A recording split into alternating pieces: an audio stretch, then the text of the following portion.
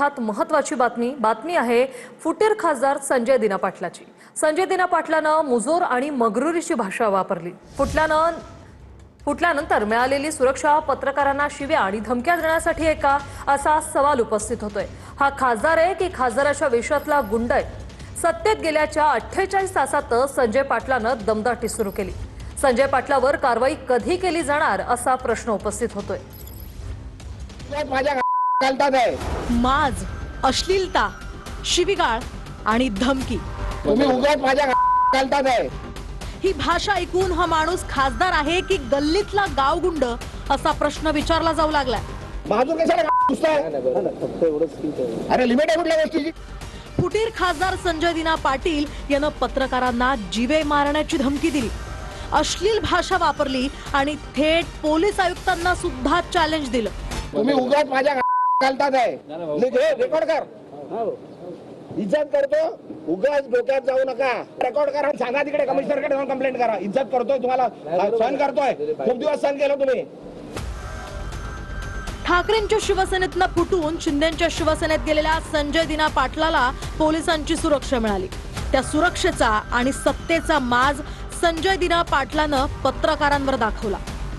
अरे भाई कशाला बस झाला ना आता, तुला बोललो 2 मिनिटं बोलायचं होतं, बोलणारच नव्हतो, बोललो ना भाई। आता किती कशाला हे करतोय? चल बस माझ्या बरोबर, बस ना गाडीत, चल। बोलता बोलता जेवढं बोलायचं तेवढं बोलू, चला। कशाला इज्जत देतो भाई, घे ना यार, कशाला? ठीक आहे जरा माझं हे बघू नका तुम्ही, अति करताय। हे भाई बस ना, बंद कर ना आता, बंद कर, नाहीतर भाई मी विसरून जाईल मी खासदार आहे। तुम्ही काय पहिला पण सांगितलंय मी, इज्जत करतो, इज्जत करा, सांगतोय बरा। तुम्ही उगाच माझ्या घालतात आहे, रेकॉर्ड कर।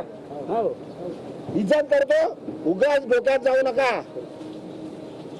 उगाच डोक्यात जाऊ नका। घराखाली उभाट देतो, देतोय तुम्हाला, जेवायला देतोय, काय उगाच त्यांच्याकडे जाल। ते बोलतात ना मला, मी बोलणार नाहीये। आता परत आले तर मारून पाठवणार तुम्हाला। पण जे बोलत लिहायचं ते लिहा, रेकॉर्ड करा, सांगा तिकडे कमिशनरकडे जाऊन कंप्लेंट करा। इज्जत करतोय, तुम्हाला सहन करतोय, खूप दिवस सहन केलं तुम्ही दिली बाईक। हा बाजू कशाला घुसताय? अरे लिमिट आहे कुठल्या गोष्टीची? बोलली आहे ना ती, सांगितलं ना सर्व। काय बोलू दे?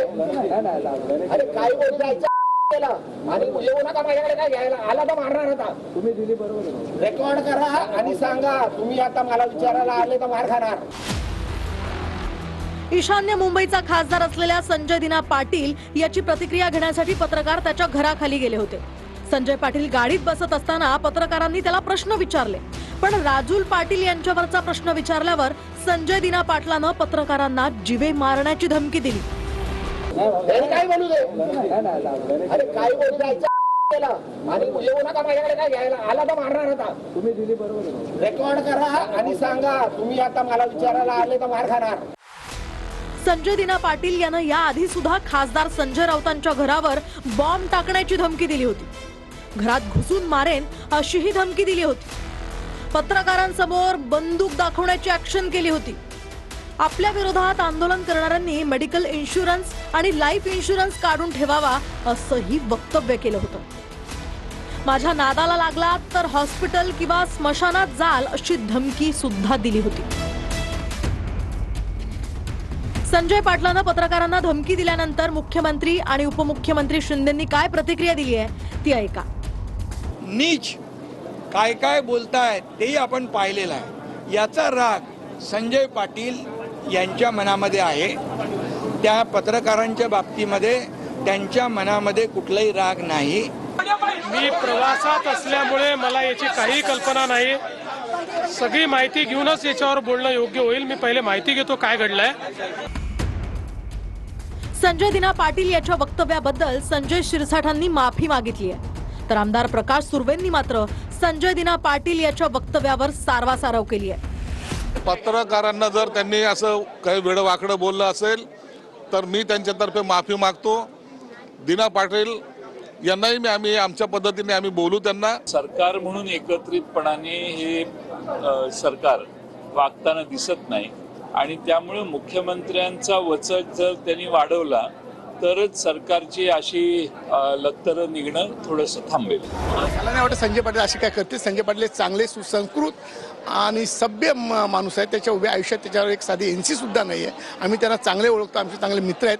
ते असे करतील असं मला वाटत नाही. कुठल्या कमिशनरकडे जायचंय तिथे जा, कुणाकडे जायचंय ते जा. म्हणजे संजय दिना इतके भारी झालेले आहेत की ते कमिशनरला सुद्धा जुमानत नाही. देवेंद्रजींच्या खात्यातल्या अधिकाऱ्यांना शिंदेचे खासदार सर्रासपणे त्यांची अब्रू काढताहेत. अधिकाऱ्यांना कसपटा समान लेखलं जाते. यावर गृह खात्याची भूमिका काय? खून, हत्या, खंडणी याचा ऊत आलेला आहे. याचं कारण सरकारचं या सगळ्या अपप्रवृत्तींना संरक्षण आहे. आपण सत्ताधारी आहोत.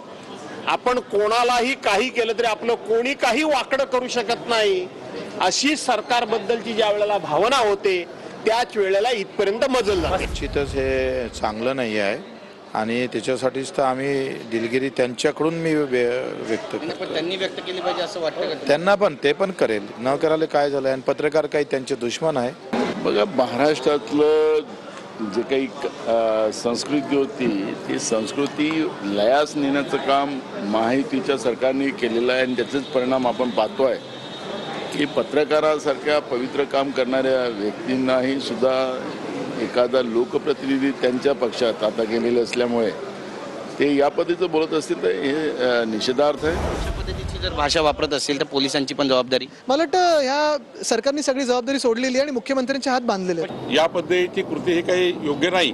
निश्चितपणे मी माननीय मुख्यमंत्री महोदयांशी या प्रकरणाबद्दल बोलेल. संजय दिना पाटलानं पत्रकारांना धमकी दिल्यानंतर संजय राऊतांनी सोशल मीडियात पोस्ट करत निशाणा साधलाय. ते म्हणतात, भ्रष्ट मिंधे गटाचे अधिकृत सरकारी धोरण स्मशानात पाठवू, बॉम्ब टाकून मारू, पोलीस आमची काय उखडणार, पत्रकारांचे खून करू, 5 जणांचे खून करून बसलोय आणि आणखी खून करेन, पोलीस कमिशनरला घाबरत नाही, गृह खात्याची लक्तरं वेशीवर टांगली जात आहेत असं म्हणत संजय राऊतांनी ही पोस्ट केली आहे.